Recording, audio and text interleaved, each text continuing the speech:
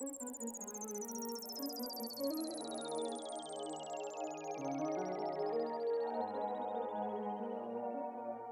we're setting up for a hip extension here. My son don't want to take off his vest. So I'm going to have you, first of all, without the yoga block. For the setup of this, I'm going to have you bring your arms out wide. Okay, bring this knee forward. Okay, you're on the ball of this bent knee's foot, or the foot, you're on the ball of the foot of the bent knee, and then you're pushing your hips back to the heel. So push your hips all the way back to the heel. Okay, so lock that in place. Okay, bring your arms out wide to create a base, a wide base. You're gonna bring this leg back like this. Okay, so you're creating this position here. It's kind of like Ninja Turtle position. Bring your arm out wider. So it should be locked, elbow, forehead, down onto the floor. So you're going to create tension through the top of the head, all the way through the spine to the heel of this back foot. And then your hands are just driving down into the floor to create tension. So you should feel your abdominals working. You should feel your hands driving into the floor in opposite directions. And then what we're going to do is bend this knee here. So we're going to start with the bent knee hip extension. So for hip extension, we need you to squeeze that glute in order to lift the leg. So you're going to lift the leg from here, driving this knee up into the air, up, up, up, up, up, up, up. See, he said it was easy before we started. Now he can't even, he's like, why is that so difficult? And now he can't even lift. So what we want is, go ahead and relax. What we want, bend the knee here. What we want is to see the extension of this hip happen like this. So we want to see this glute fire and this leg lift up into the air. We want to see him drive all that tension through the body to create a platform for him to lift off from. Now, if I was looking like super close and this was like one of my adult clients, I would be focused on what's happening here in the spine.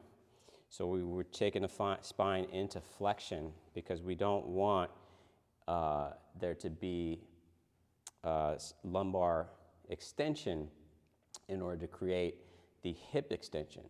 So what tends to happen with a lot of people is when we ask for hip extension, we get lumbar extension. So that's one of the reasons why we set up in this position to create this flexion here and then to drive the glute on the other side back into the heel in order to keep that contact point there. And then we can squeeze and contract that in order to lift the leg up into extension. So go ahead again, try and lift that leg up into extension. Okay, and so see there's a lot of movement through here, but that's because he's a kid. He's still learning about his body a lot.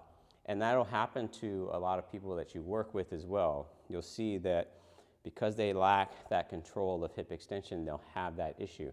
Now this is obviously not where I usually start with my clients with regards to hip extension. I'll start them with pails and rails and put them into a stretch first and try to help them understand what actually is hip extension. So the other thing we can do here before I show you that is, so that was a bent knee hip extension, which is the easier of the two, but we also have straight leg hip extension. So have the leg out straight. So this leg is completely straight, okay? And now he's still loaded up in here. He's flattened out so much here. Bring your arms in a little bit closer. Bend your head down, okay? Round through the spine here. Round, there you go. So we want to keep that roundness through the spine here. He's probably hot now too because this hoodie is hot. So now I'm going to have you go into that extension again, trying to get that leg straight. So trying to keep the leg straight and lift the toes off the floor. Okay, now see he's really not able to fully do that. He had to change body position in order to make that happen. And that's understandable. Like I said, he's 10 years old, so he's just learning how his body works and operates. And you might experience that with some of your clients as well, because a lot of people haven't learned how their body is meant to operate in the first place. But so where I would start you with is in a split kneeling. So go ahead and go into this position for me. Okay, let's take this hoodie off so people can see the legs here. Okay, so we're in split kneeling.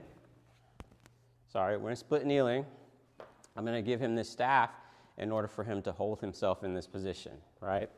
So in this split kneeling position, what we're looking for from the person, bring this leg out just a little bit for me. What we're looking for, sit up nice and tall. Okay, bring this arm off to the side.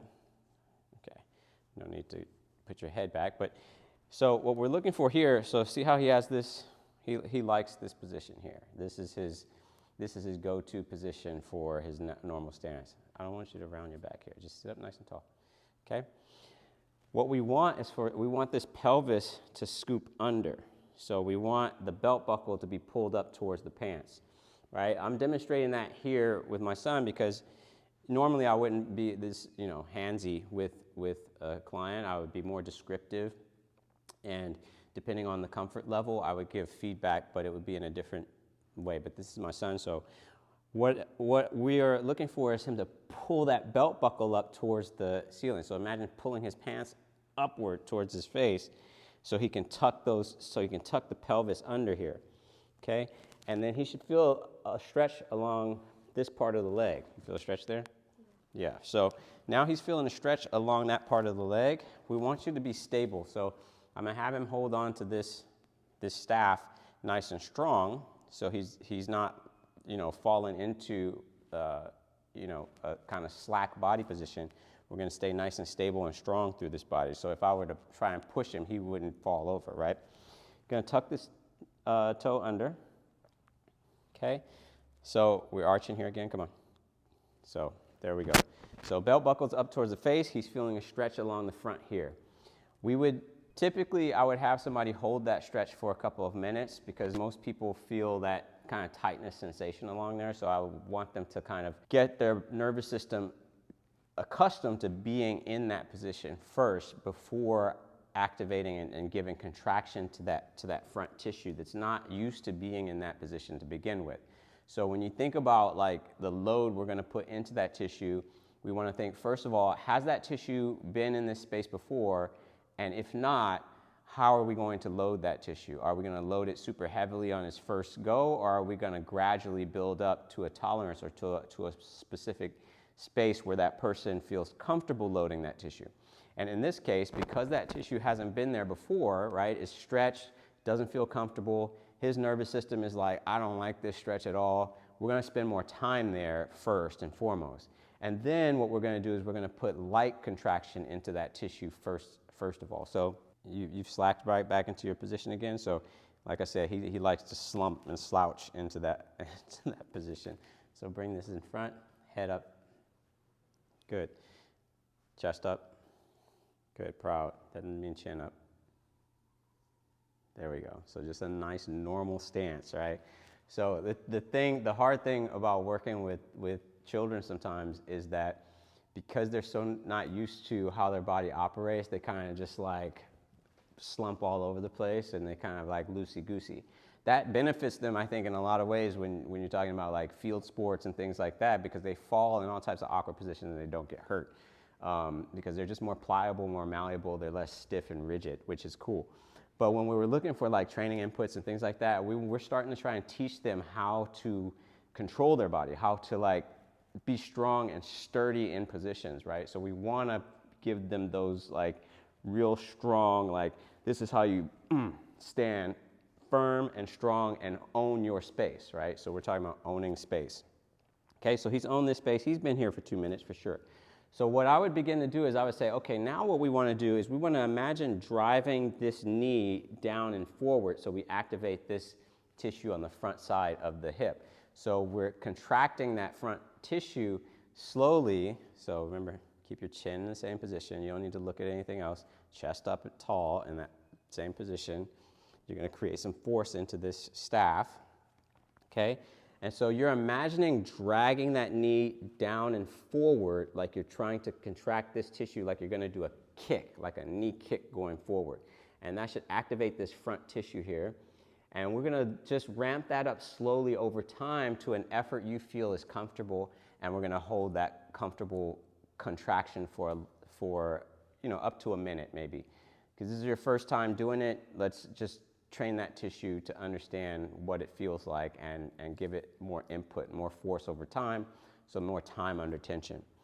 The reverse of that would be trying to contract this back tissue here and dragging the knee back behind me. So imagine squeezing the butt muscles, trying to pull this leg back behind me, and you should feel an extra stretch on the front side of that tissue there. So that's where I would kind of start with someone if I was trying to get them to understand what hip extension actually is, because like I said earlier in the video, what tends to happen with hip extension is when we ask for hip extension, we actually get lumbar spine extension. And so we get that kind of, let's just stick out the butt and move the butt back, as opposed to let's actually drag that hip back using the glute stuff and try and open up that stretch of that hip flexor stuff. So that's a very important distinction between what's going on in the low back with regards to the hips. And I think that that's a good point that you can start to make with the people you work with and the athletes that you work with, to help them separate and give a little bit more of an understanding. Like, he's having a hard time even hanging out in this position. You can go ahead and get up. Give people a little bit more understanding of how their body works and how they may be utilizing certain strategies to create certain movements. And sometimes this might give you a little bit of an understanding and opportunity to interject, well, why does repetitive stress on certain movements of your athletes create certain, ailments and certain, long-term effects, right? Like, your lower back starts to hurt over time. We might look at hip extension and say, okay, well, what's going on with your hip extension? Do you do a sport that requires hip extension and you're trying to get more of that, but you're not actually extending at the hips, you're extending at the spine? These are all questions that help you understand, like, what is the strategy for movement that the person is using. So if we can start to break down the body and help our person or the people that we work with understand a little bit more about how their body operates, we can give them a little bit more strength, we can help guide them better, and we can help influence the activities that they love doing. If you like this video, be sure to like, share, and subscribe to my channel. Drop a comment below and check out all the relevant links in the description.